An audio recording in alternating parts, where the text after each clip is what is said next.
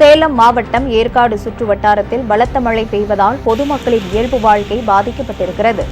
தமிழகத்தின் முக்கிய சுற்றுலா தலமாக விளங்கும் ஏற்காட்டுக்கு நாட்டின் பிற பகுதிகளில் இருந்து தினமும் ஏராளமான சுற்றுலா பயணிகள் வந்து செல்வார்கள்.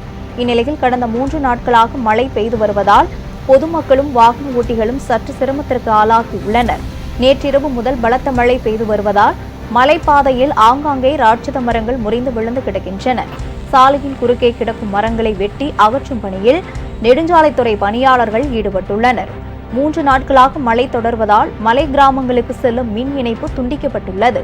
67 மலை கிராமங்கள் உள்ள நிலையில் மின் விநியோகம் தடைப்பட்டிருப்பதால் மக்கள் சிரமத்திற்கு ஆளாகியுள்ளனர். ஏற்காடு மலைப்பகுதியை தனி தீவு போல் மாறியிருப்பதால் அடுத்த சில நாட்களுக்கு ஏற்காட்டிற்கு சுற்றுலா வருவதை தவிர்க்குமாறு பொதுமக்களை சேலம் மாவட்ட ஆட்சியர் பிருந்தாதேவி கேட்டுக் கொண்டுள்ளார்.